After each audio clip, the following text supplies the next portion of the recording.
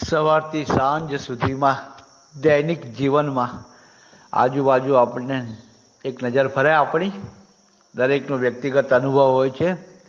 તો મેં ક્યાંક લખેલું કે પ્રભાતના કિરણ પ્રફુલ્લતા આપે છે. પ્રભાતના કિરણ પ્રફુલ્લતા આપે છે.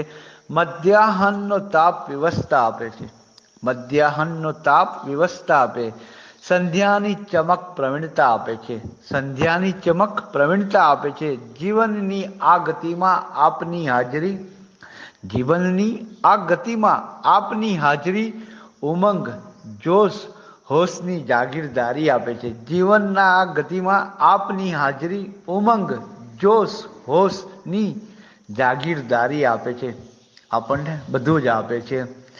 જીવન દરમિયાન રોજ સવારથી સાંજ સુધીમાં પ્રકૃતિ કુદરતમાં જે ફેરફાર આવે છે એ તો આપણું શરીર આપણું મન અનુભવ લે જ છે. બસ એ અનુભવની સાથે અને અંબે ગૌરીને યાદ કરતાં કરતાં આપણે સમજી લઈએ છીએ અને કહીએ છીએ કે જીવનની આ ગતિમાં આપની હાજરી જીવનની આ ગતિમાં આપની હાજરી ઉમંગ જોશ હોશની જાગીરદારી આપે છે. ઉમંગ જોશ અને હોશની આપણને જાગીરદારી અંબે ગૌરી તરફથી ભેટ તરીકે મળે.